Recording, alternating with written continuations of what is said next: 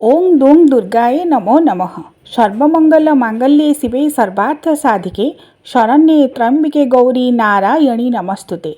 माँ देवी दुर्गति नाशिनी सिंहवाहिनी महिषामर्दिनी आद्यशक्ति परात्परा भगवतींकर शारदीय दुर्गोत्सवर अव्यवहित पूर्वर आश्विन मास शुक्ल पक्ष षष्ठी जहाँ को आम महाषष्ठी बा दुर्गा षष्ठी बोली कही थाउ सेही दिन बिल्व अधिवास एवं बिल्व निमंत्रण कराए। माँकर पूजा जेहेतु महासप्तमी विशेष भाव में माँकर महापूजा आरंभ हुए महादेवींकर सेथिपाई षष्ठी तिथि बिल्व निमंत्रण बिल्व अधिवास कराई माँकर नवपत्रिका स्नान एवं महापूजार आरंभ कराए सप्तमी तिथि। तेबे दर्शक बंधु आसतु आज जानिबा बिल्व निमंत्रण बिल्व अधिवास एवं बिल्व शाखा को किपरि भाव में छेदन कराए से संपर्क में विधि कौन रही से संपर्क में आसतु विशेष भाव में जानिबा। विश्वास कराए प्रभु श्रीरामचंद्र माँ देवी दुर्गा को कुमारी रूप में बिल्व वृक्ष शायित अवस्था दर्शन करथिले। सेथिपाई महादेवींकर महापूजा करने पूर्व बिल्व वृक्ष को पूजा करी सर्वप्रथमे बिल्व अधिवास बिल्व निमंत्रण करने पर महादेवींकर महापूजा आरंभ करथिले एवं महादेवींकर परम कृपा प्राप्त होई शिवभक्त रावण को बध करथिले। सेही कथा को आधार करी शारदीय दुर्गोत्सव पूर्व पवित्र महाषष्ठी बा दुर्गा षष्ठी दिन बिल्व वरण कराए। सेथिपाई सर्वप्रथमे अपराह्न समय षष्ठी तिथि बिल्व वृक्ष मूल को जाई सेठारे स्वस्ति वाचन पुण्यावचन एवं संकल्प कराए। कलश को स्थापन कराए। पुण्यकुंभ कलश मध्य वरुण एवं पंचदेवता को आवाहन कराए। स्वतंत्र भाव में वरुण पूजा कराए। कलश मध्य पंचदेवता ओं गणे नारायण रुद्रे अंबिका भास्करे तथा भिन्न भिन्न न कर्तव्य पंचदेव नमस्तुते पंचदेवता सहित सर्वदेवदेवी को आवाहन करी माँ देवी दुर्गांकर शारदीय दुर्गोत्सवर शुभारंभ करने बिल्व वृक्ष को पूजा कराए एवं बिल्व वृक्षरु शाखा बिल्व पत्र तोड़ापी बिल्व वृक्ष को निवेदन कराए। सेथिपाई सर्वप्रथमे मंत्र उच्चारण कराए। ओं बिल्व वृक्षाय नमः। बिल्व वृक्ष आवाहयामि बिल्व वृक्ष अत्रा गच्छ इहा गच्छ इह तिष्ठ अत्र सन्निहितो भव मम पूजां गृहाण जावत्वां पूजयिष्यामि तावत्वां सुस्थिर भव। नमस्ते यज्ञ संभूतं बिल्व वृक्षादिवासिनं करोमि रात्रौ षष्ट्यां वा पूजेयं प्रतिगृह्यतां।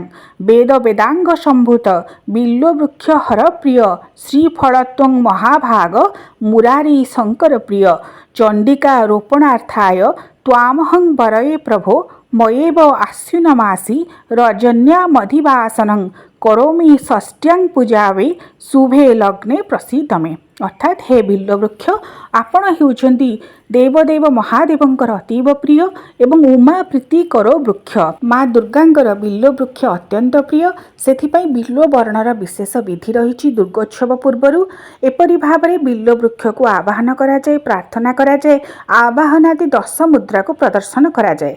आवाहन संस्थापन सन्निधान सन्निरोधन सकलीकरण अवगुंठन धेनु मुद्रा महामुद्रा परमीकरण आवाहनादि 10 मुद्रा को बिल्व वृक्ष मूल बिल्व वृक्ष उद्देश्य प्रदर्शन करने पर बिल्व अधिवास कराए जहाँ हेउछि महाषष्ठी बा दुर्गा षष्ठी तिथिर विशेष विधि।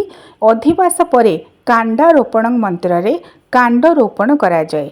ततः चतुष्कोणेषु कांडात् कांडात् इति मंत्रेण कांड चतुष्टय रोपणं सूत्रमाणं पृथिवी इति मंत्रेण सप्त रक्त सूत्राणि बेष्टयेत्। कांड चतुष्टय को रोपण करी कांडात् कांडात् इति मंत्र रे सूत्रमाण पृथिवी इति मंत्र रे सप्त रक्त सूत्र को बेष्टन कराए।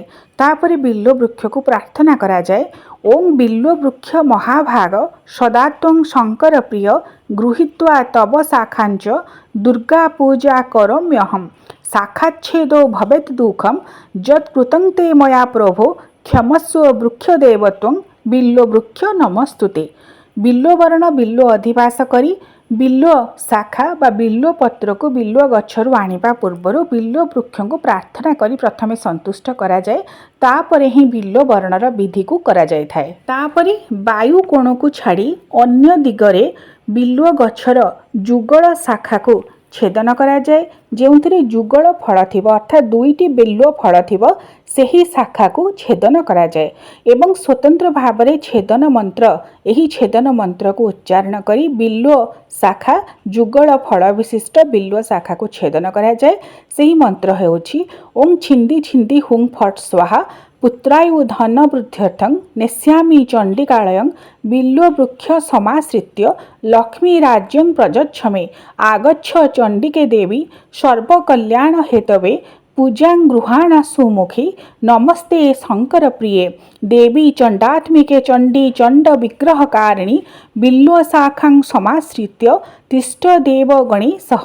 एहिपरि भावरे छेदन मंत्र को उच्चारण करी सही बिल्व शाखा को छेदन कराए। माँ देवी दुर्गांकर शारदीय दुर्गोत्सवर महापूजा महासप्तमी तिथि जेहेतु आरंभ हुए ता पूर्वर षष्ठीर अपराह्न बिल्व वर्ण बिल्व निमंत्रण कराई जुगल फल विशिष्ट बिल्व शाखा को आनिबा परे महासप्तमीर प्रातः काल नवपत्रिका स्नान करी देवींकर महास्नान करी देवींकर शारदीय दुर्गोत्सवर त्रिदिनात्मक पूजार शुभारंभ कराए।